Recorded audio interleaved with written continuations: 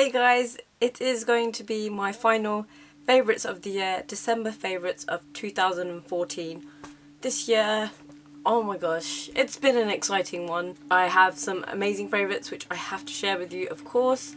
I think I'm going to film my Korean / Taiwanese / drama anime favourites in a separate video. I'll just do a roundup of all my favourites of the year and what I've watched and loved. I'll definitely have to do that in a separate video because I could probably talk for hours and hours about Korean dramas and which ones I should be recommending to you guys. But for my makeup favourites, I have been loving the Naked 3 palette. This is the best present ever because it is high quality, highly pigmented eyeshadows. They're just amazing and I absolutely love the rosy goldy sort of hues throughout the whole of this palette. Absolutely, these colours, I love them all so much. I haven't used these darker ones as much. I absolutely love Black Heart. I've got that on my outer corner today. I haven't used Factory, Mugshot and Dark Side that much, but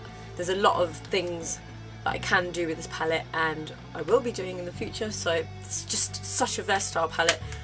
For me, Naked 1 and 2 never appealed to me. This was the one that I wanted and I'm glad I got it. So definitely love this one and recommend it to anyone who loves nice quality shadows. Another eyeshadow that I've been loving to put on top as a sort of sparkly top coat is the Bella Pierre Cosmetics pigment, and this is in the shade Champagne. It's really sparkly and it's like a golden sort of sparkly shimmery one, which is perfect if you're doing like a smoky eye and then putting that on top like a brown black smoky eye. This would be perfect. So I've been loving that one also.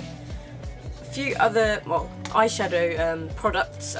Obviously I have to mention the Maybelline Colour Tattoo. This is the leather effect one in creamy beige. Perfect base because it doesn't have any shimmer and it's just sort of that, not matte, but it's got the leather effect obviously.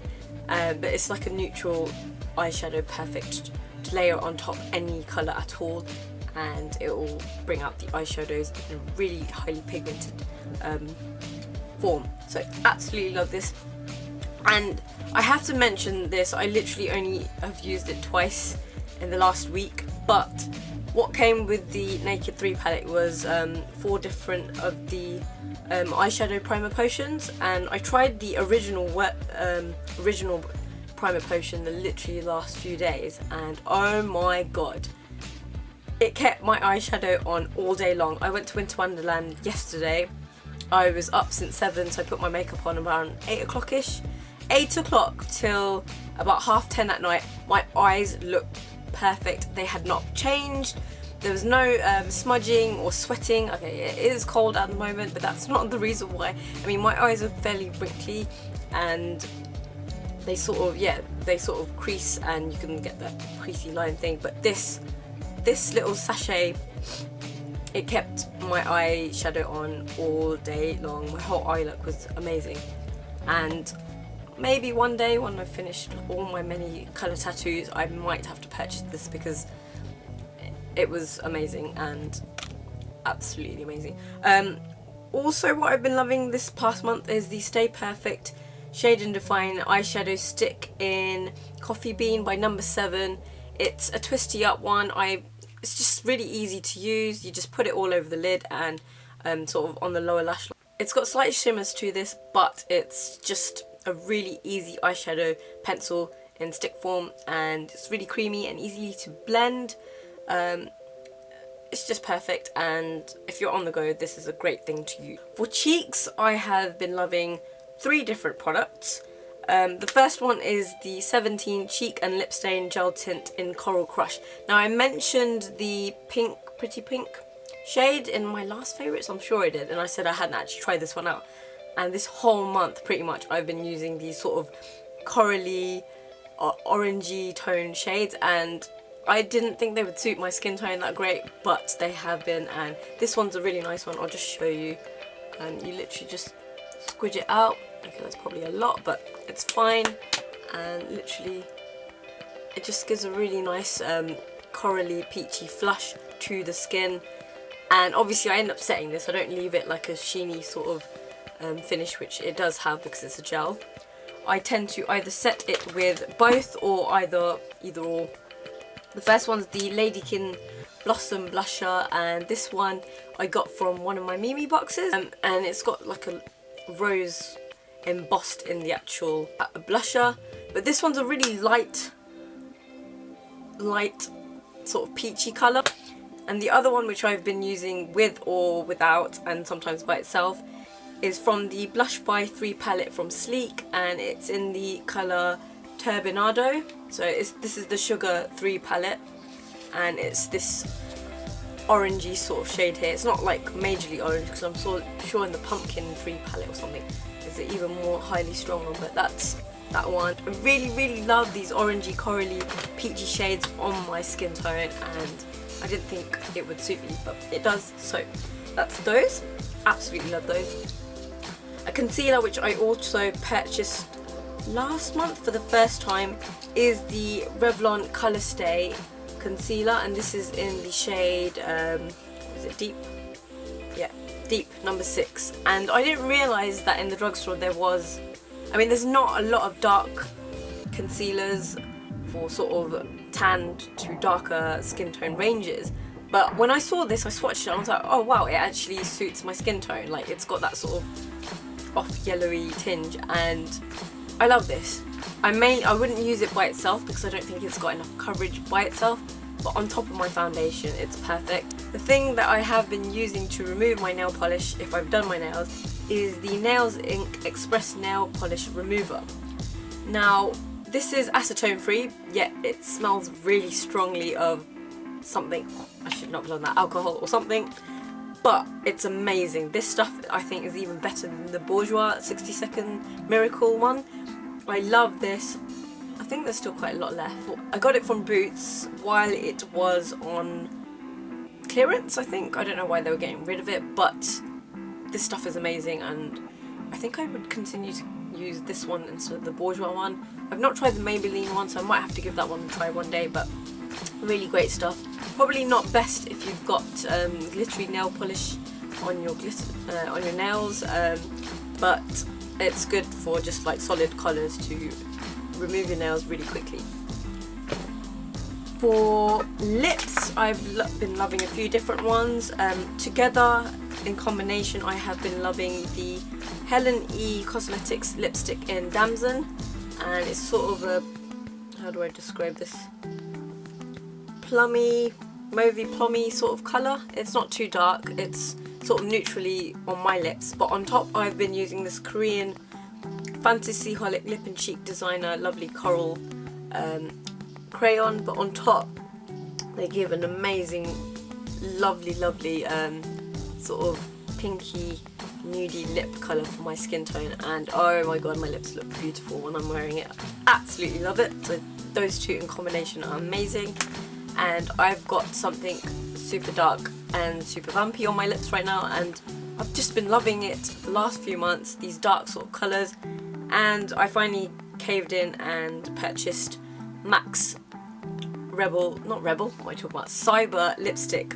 I ended up getting Cyber because even though I had the Sleek's Mulberry, which is pretty much just as dark and even more pigmented, but that one, it's not long lasting, and it's quite, once you get it on your face, it's sort of, it just goes everywhere, whereas this one sort of stays because it's a satin finish one, so it is still quite moisturising, but it lasts on your lips. So love the dark lip for the autumn winter season of 2014.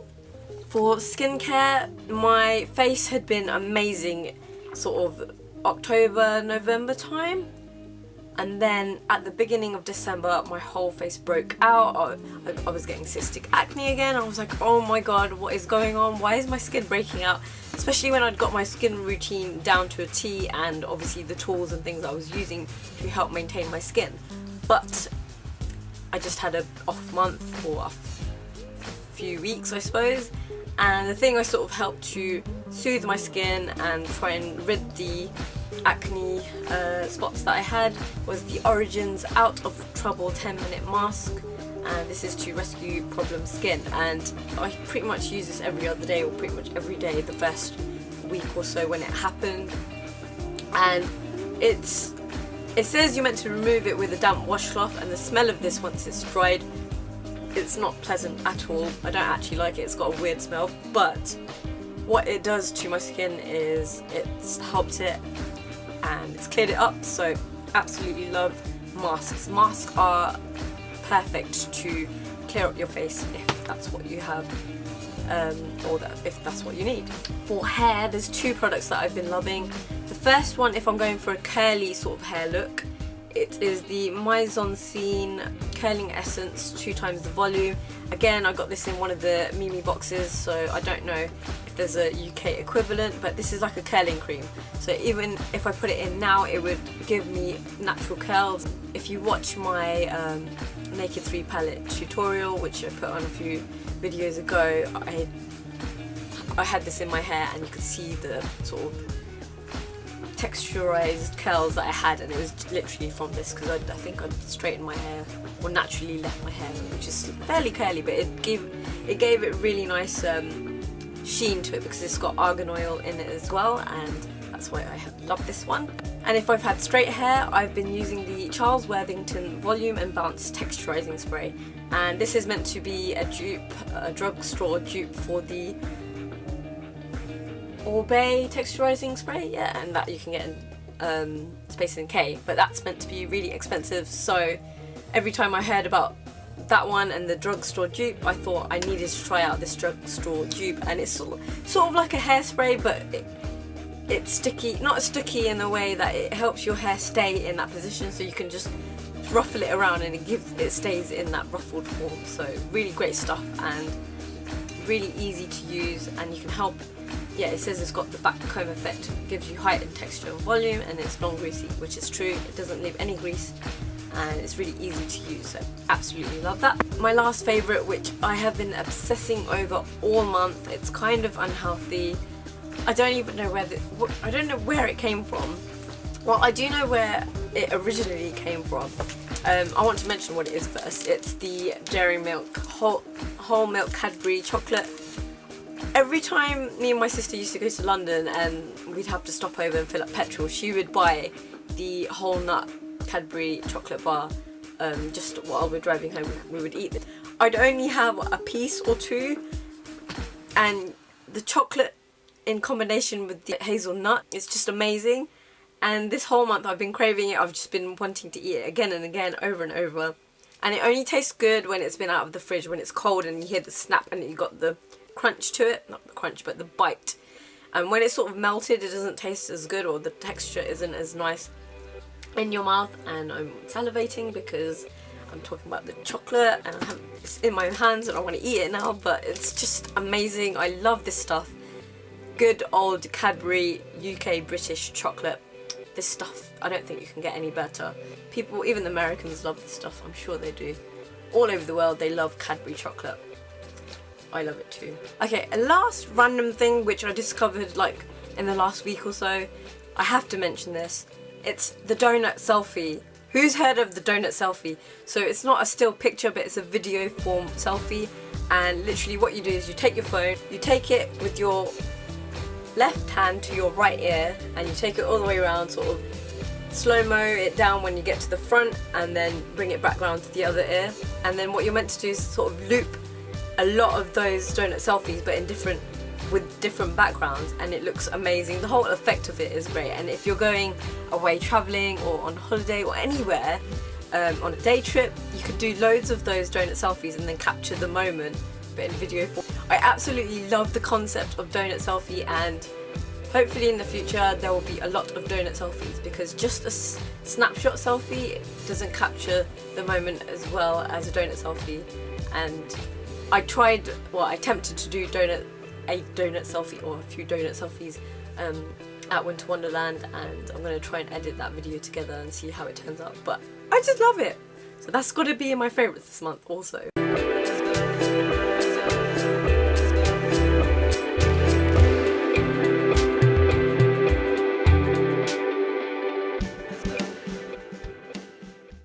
Alright, so that was my December favourites, everyone. I hope you've had a great Christmas and you're gonna have an amazing New Year's Eve party or Eve celebration, and I hope everyone's New Year, just the whole 2015 goes amazingly, and that's all I have to say. I hope you enjoyed my video and I'll see you in my next one. Bye guys.